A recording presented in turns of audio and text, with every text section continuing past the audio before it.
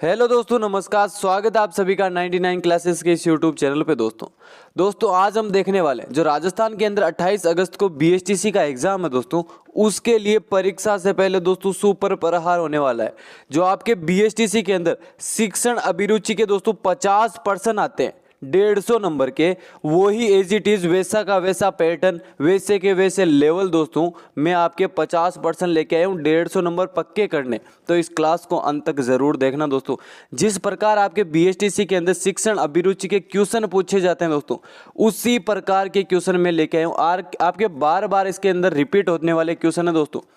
आप एग्जाम के अंदर बैठोगे जो यही क्वेश्चन दोस्तों उसके अंदर रिपीट हुए हुए मिलेंगे दोस्तों। वीडियो को अंत तक ध्यान से देखना और हर एक क्वेश्चन को समझते हुए चलना दोस्तों। तो चलिए क्लास को स्टार्ट करते हैं।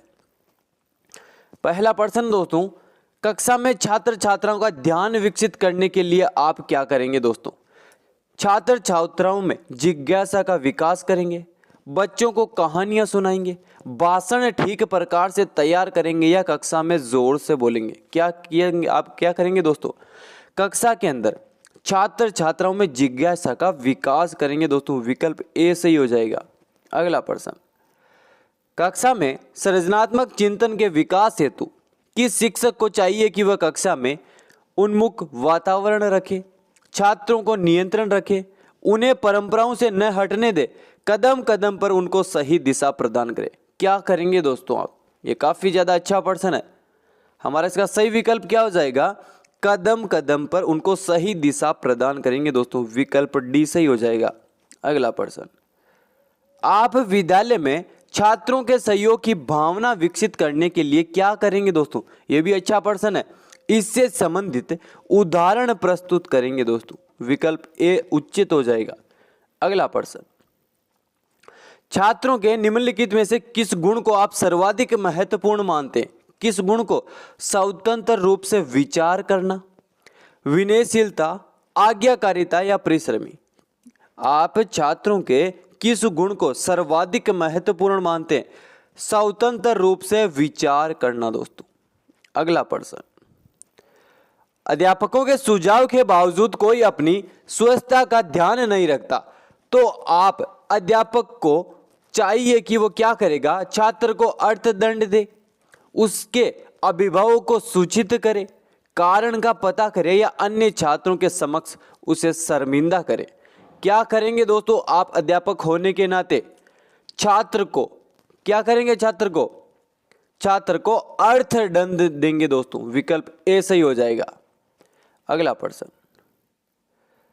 जो छात्र कक्षा में निरंतर प्रश्न पूछते रहते हैं उन्हें दंडित किया जाना चाहिए, उन्हें कक्षा के वाद विवाद में भाग लेने के लिए प्रोत्साहन किया जाना चाहिए, उन्हें लगातार प्रश्न पूछने के लिए इंस्पिरेशन किया जाना चाहिए, प्रश्नों का सही उत्तर स्वयं ढूंढने के लिए प्रोत्साहन किया जाएगा? क्या करेंगे दोस्तों आप शिक्षक होने के नाते? उन्हें लगातार प्रश्न पूछने के लिए प्रोत्साहित इंस्पिरेशन किया जाएगा दोस्तों। विकल्प सी सबसे उचित हो जाएगा।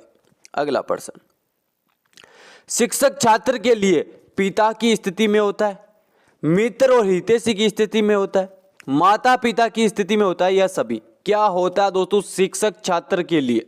शिक्षक छात्र के लिए मित्र और हितैषी की स्थिति के अंदर होता है दोस्तों। अगला प्रश्न, छात्रों को अपनी मातृभाषा के ज्ञान में वृद्धि हेतु क्या सुझाव संभव है दोस्तों?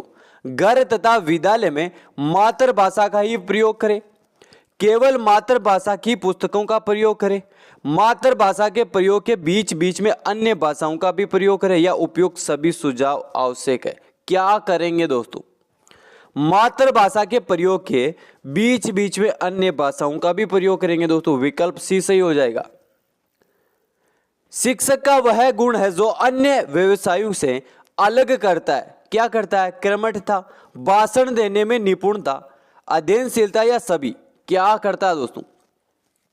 कर्मठता दोस्तों। विकल्प ए सही हो जाएगा। अगला प्रश्न, किसी भी प्रभावी संचार प्रणाली में प्रतिपुष्टि का प्रयोग किया जाता है विषय वस्तु को गहराई से जानने के लिए, ग्राहक के दोषों का पता लगाने के लिए या प्रेषण के दोनों का पता लगाने के लिए या प्रक्रिया में आवश्यक संशोधन के लिए? क्या करेंगे दोस्तों आप?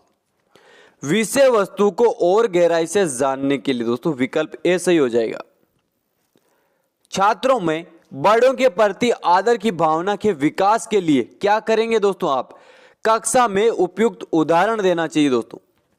अगला प्रश्न, भाषा विकास के सहयोग करने का कौन सा तरीका सबसे गलत है दोस्तों? इसके अंदर उनकी अपनी भाषा के प्रयोग का अवमान्य करना दोस्तों। अगला प्रश्न, कक्षा में शांत वातावरण तभी रह सकता है जब कठोर अनुशासन हो, अध्यापक और छात्रों में परस्पर सहयोग हो, या केवल छात्रों का सहयोग हो, या मनोरंजन कहानियां सुनाई जाए। कक्षा में शांत वातावरण कब रहा जा सकता है दोस्तों? अध्यापक और छात्रों में परस्पर सहयोग हो दोस्तों। अगला प्रश्न, आपके विचार में विद्यालय में छात्रों के शैक्षिक भ्रमण का प्रबंधन करना चाहिए आवश्यक है, क्योंकि अभिभावक प्रसन्न होते हैं, छात्रों का कुछ दिन विद्यालय नहीं आना पड़ता, या अध्यापक कुछ दिनों तक कक्षा शिक्षण से मुक्त रहते हैं, या छात्रों को प्रत्येक संपर्क से ज्ञान प्राप्त करने का अवसर मिलता है। यह विकल्प डी बिल्कुल उचित हो जाएगा दोस्तों।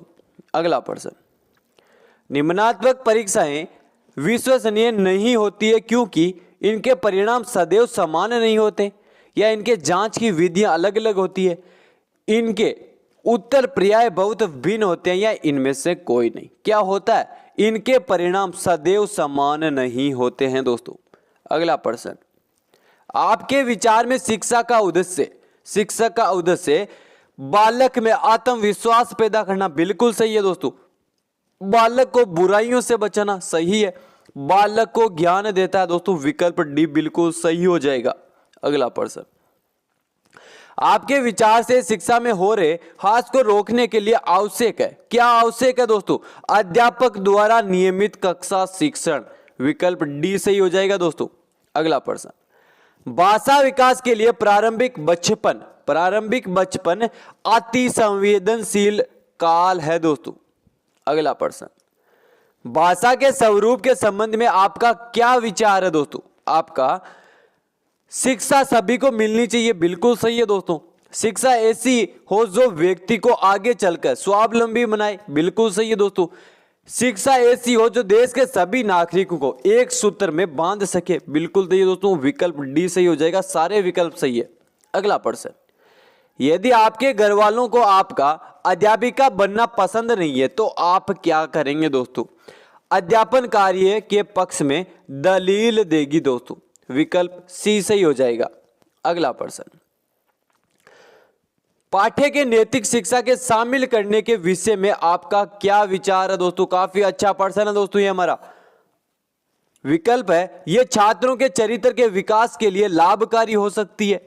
इसका कोई लाभ नहीं है, यह छात्रों का एक बोझ मात्र है, या नैतिक शिक्षा केवल पुस्तकों द्वारा नहीं दी जा सकती। क्या है दोस्तों? विकल्प कौन सा सही हो जाएगा सबसे उचित? यह छात्रों के चरित्र के विकास के लिए लाभकारी हो सकते हैं दोस्तों। अगला प्रश्न, विशिष्ट बालक वह होते हैं जो कौन होते हैं? जो शारीरिक रूप से औसत से विशिष्ट हो दोस्तों। अगला प्रश्न, छात्र नैतिक शिक्षा को तभी ग्रहण कर सकते हैं जब, कब ग्रहण कर सकते हैं? परीक्षा में इससे संबंधित प्रश्न पूछा जाए दोस्तों। विकल्प बी सही हो जाएगा। आपके दृष्टि में छात्रों का अधिकतम विकास होगा, छात्रों में अधिकतम विकास किससे होगा? मानसिक कार्यों द्वारा। अगला प्रश्न, व्यय और दंड का प्रभाव बच्चों को अनुशासनहीन बना सकता है, इस कथन से आप क्या करेंगे दोस्तों? इस कथन से पूर्णतः सहमत होंगे दोस्तों। अगला प्रश्न, आपके विचार में शिक्षा क्या है दोस्तों? आपके विचार में शिक्षा एक समाज सुधार का साधन एवं माध्यम है दोस्तों। अगला प्रश्न, बाल मनोवैज्ञानिक का अध्ययन किसके द्वारा सर्वाधिक आवश्यक है दोस्तों? किसके द्वारा है? माध्यमिक शिक्षक के लिए दोस्तों। अगला प्रश्न, निम्न में से कौन सा समाजीकरण का एक प्रमुख कारण है दोस्तों? कौन सा कारण है? परिवार है दोस्तों। अगला प्रश्न, एक शिक्षक को ज्ञान के अलावा अपने विद्यार्थियों को और क्या सिखाना चाहिए दोस्तों? लक्ष्य प्राप्ति के लिए अथक प्रयास, बिल्कुल सही है दोस्तों। विपरीत परिस्थितियों में संयम एवं संतुलन न खोना, या समय का सदुपयोग, या ये सभी सही है दोस्तों।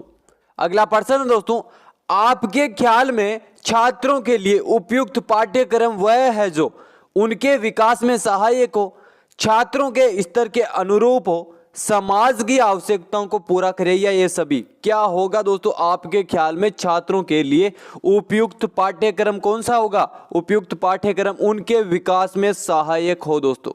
अगला प्रश्न, सर्व शिक्षा अभियान की शुरुआत किस वर्ष के अंदर हुई थी दोस्तों? सर्व शिक्षा अभियान की वर्ष 2000 और 2001 के बीच के अंदर।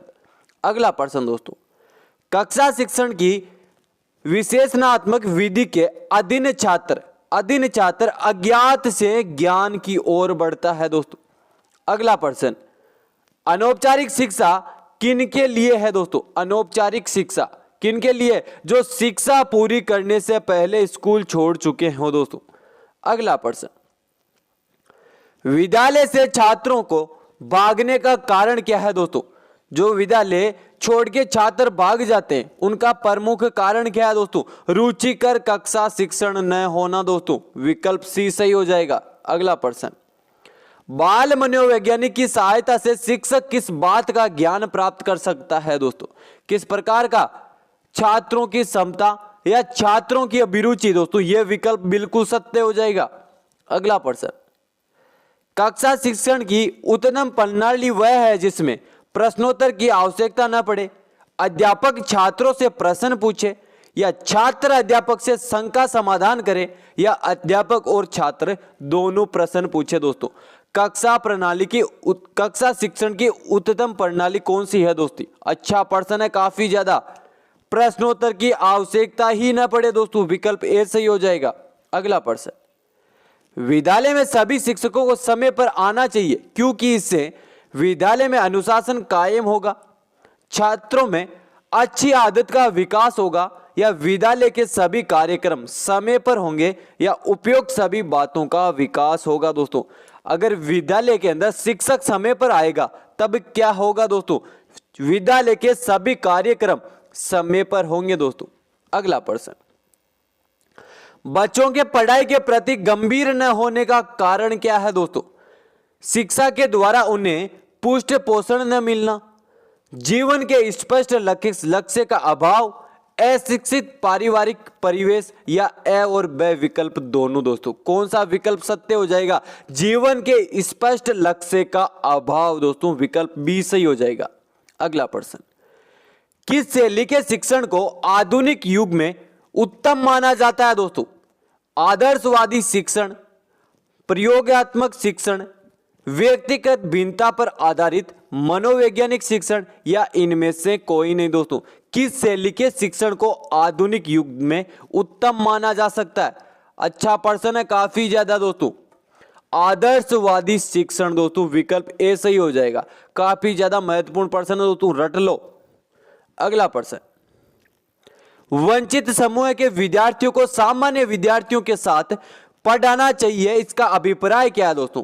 अपवर्जक शिक्षा, विशेष शिक्षा, एकीकृत शिक्षा, या समावेशी शिक्षा? क्या है दोस्तों? समावेशी शिक्षा है दोस्तों। विकल्प डी सही हो जाएगा। अगला प्रश्न, निम्नलिखित में से कौन से समाजीकरण के गुण वाहक हो सकते हैं दोस्तों? विद्यालय और आसपास पड़ोस, विद्यालय के और निकटतम परिवार के सदस्य, परिवार और रिश्तेदार, या परिवार और आसपास के पड़ोस दोस्तों। समाजीकरण के गुण वाहक हो सकते हैं। कौन हो सकते हैं दोस्तों?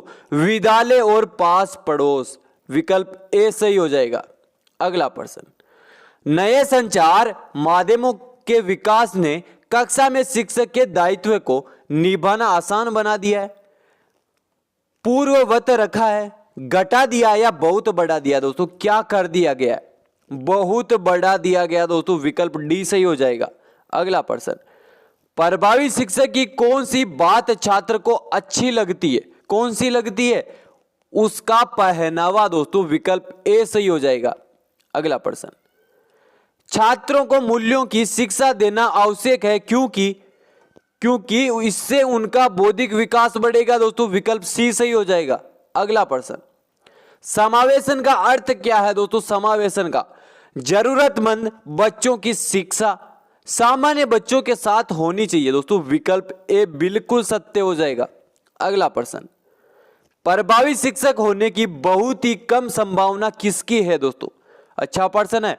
वह जो हर समय अपनी विद्वता का बखान करे, वह जो नैतिक मूल्यों की शिक्षा देता है, वह जिसकी पढ़ाने में कोई रुचि नहीं हो, यह विकल्प ए और सी दोनों दोस्तों। कौन सा विकल्प बिल्कुल सत्य हो जाएगा? विकल्प दोस्तों डी बिल्कुल सत्य हो जाएगा।